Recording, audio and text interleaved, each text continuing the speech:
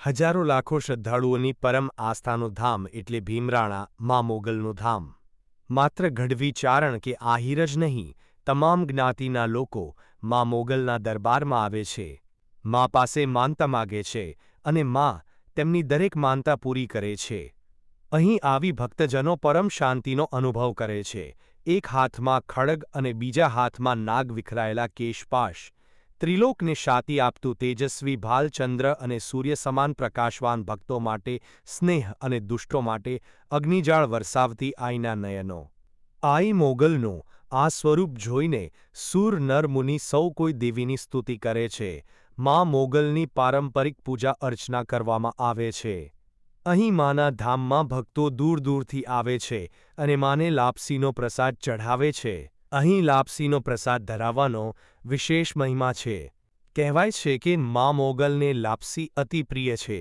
ગુજરાતમાં મોગલ માતાજીના ભક્તો મોટી સંખ્યામાં છે. તો ગુજરાતમાં મોગલ માતાજીના ઘણા મંદિરો પણ આવેલા છે.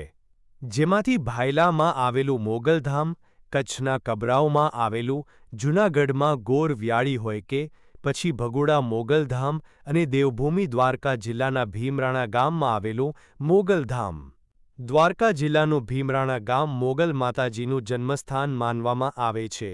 આ મંદિરે પણ મોટી સંખ્યામાં ભક્તો માતાજીના દર્શન કરવા અને આશીર્વાદ મેળવવા પહોંચે છે. આજે આપણે મોગલધામ ભીમરાણાની વાત કરીશું. દેવભૂમિ દ્વારકાથી 18 કિલોમીટર અંતરે આવેલું ભીમરાણા મોગલમાનું સાન્નિધ્ય આવેલું છે. મોગલમાં એટલે એવી આઈ કે જે માત્ર કોઈ એક સમાજ નહીં પરંતુ 18 વરણની આઈ છે. તો આવા આઈ શ્રી મોગલમાનો ઇતિહાસ 1350 વર્ષ જૂનો છે. મોગલમાના પિતા એટલે દેવસુરભાઈ ધાંધણિયા અને માતા એટલે રાણબાઈમાં. ભીમરાણા એ આઈનું જન્મસ્થળ છે. માતાજીનો જન્મ થયો ત્યારે મા બોલતા ન હતા. તમામ લોકો એવું માનતા હતા કે મોગલ મૂંગા છે, પરંતુ તેમની શક્તિનો કોઈને ખ્યાલ ન હતો. મોગલમાના લગ્ન આશરે 40 વર્ષની ઉંમરે થયેલા. મા મોગલનું સાસરું એટલે જૂનાગઢના ભેંસાણ તાલુકાનું ગોરવૈયાળી ગામ. માતાજી તેના ફઈના દીકરા સાથે પરણેલા. ગઢવી સમાજની એક પ્રથા છે કે ફઈ પાછળ ભત્રીજી જાય છે, એટલે કે ફઈના દીકરા સાથે દીકરીના લગ્ન કરવામાં આવે છે. માતાજીની જાન એ વખતે બળદગાડામાં અને ઘોડાગાડીમાં જાન આવી હતી. માને કરિયવરમાં 15 જેટલી ગાયો અને ભેંસો આપી. સાથોસાથ એ સમયે દીકરીની સાથે કામ કરવા બીજી કોઈ દીકરીને મોકલતા તો એ સમયે આઈ વાંજીને માતાજીની સેવા કરવા માટે મોકલ્યા હતા. માના લગ્ન એ સમયે અખાત્રીજના થયા હતા. પહેલાના સમયમાં અખાત્રીજને શ્રેષ્ઠ મુહૂર્ત માનવામાં આવતું હતું. માતાજીની જાન પ્રસ્થાન થઈ એટલે રસ્તામાં ચારણે માતાજીને ઘણા સવાલ પૂછ્યા, પરંતુ મોગલમાં કંઈ બોલ્યા નહીં. એટલે ચારણે વાંજી આઈને પ્રશ્નો પૂછ્યા. તેથી વાંજી ચારણ સાથે વાતચીત કરવા માંડી અને તમામ પરિચય પણ આપ્યો. આમ વાતો કરતા કરતા જાન આગળ વધી રહી હતી. આજે વાંજી આઈ છે એમની પાસે 3 દેરા હતા. તંત્ર મંત્ર જાણતા.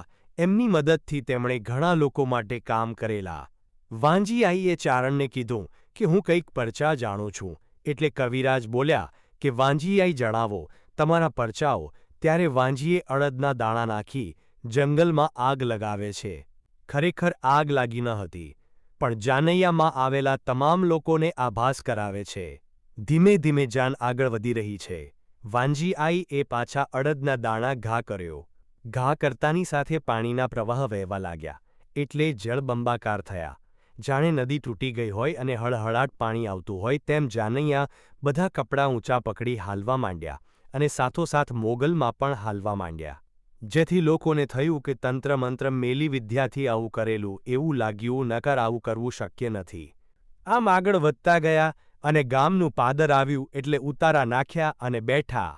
ત્યારે મોગલમાના સાસરા પક્ષે સામૈયાની તૈયારી કરી ઢોલ નગારા લઈને આવ્યા અને સામૈયા કરે છે. એવામાં ચારણને મનમાં એક વિચાર આવ્યો કે તેમણે વાંજીને કોઈપણ પ્રકારની સાબાસી ન આપી. મારે વાંજી આઈને સાબાશી આપવી પડે હો.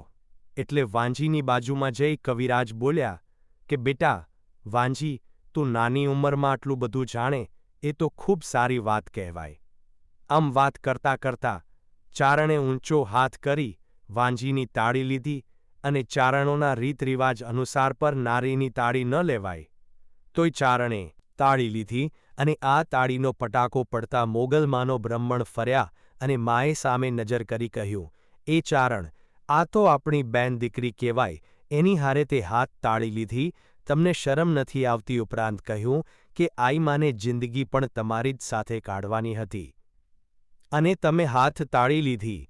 આટલું બોલતાની સાથે બધા લોકો આશ્ચર્યચકિત થઈ ગયા અને હાહાકાર મચી ગયો કે મૂંગી આઈ બોલી અને ત્યારે માં કોપાયમાન થયા અને મહાકાળી રૂપ સ્વરૂપ ધારણ કરે છે. મોગલમાનું આ મહાકાળી રૂપ જોઈને બધા લોકો દર્શન કરવા લાગ્યા.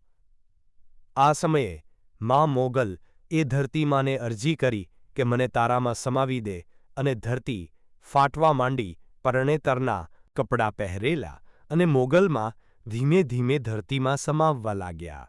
વાંજીના મનમાં સંકોચ થવા લાગ્યો કે એક તાળીના કારણે માએ રૌદ્ર સ્વરૂપ ધારણ કર્યું. લોકોને ખબર પડશે તો મારે જીવવું મુશ્કેલ થઈ જશે.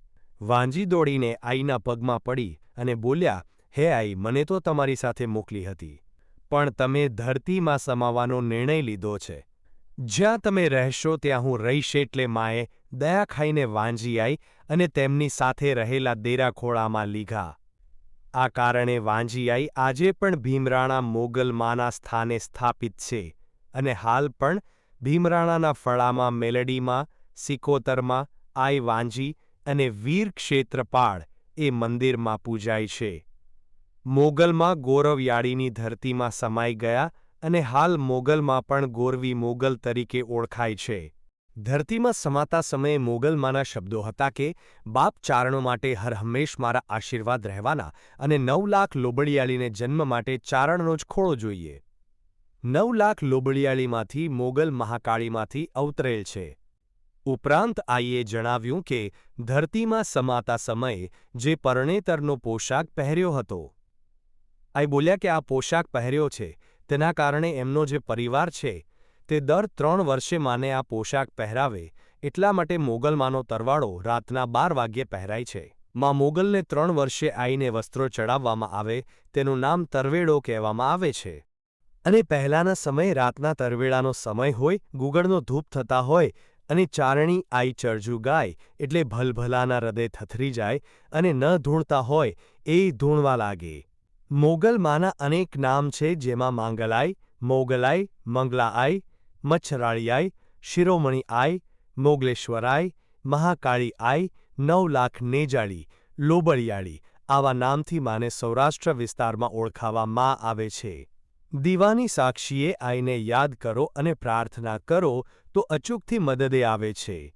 મંદિરની સુવિધાની વાત કરીએ તો રહેવાની જગ્યા અને જમવાની સુવિધા ઉપલબ્ધ છે. મોગલમાના મંદિરની બાજુમાં હિંગળાજ માતાજીનું પ્રાચીન મંદિર આવેલું છે. આવી જ ઇતિહાસની માહિતી જાણવા માટે ચેનલને સબસ્ક્રાઇબ કરો, જેથી આવનાર નવા વિડીયોની નોટિફિકેશન તમને મળતી રહે.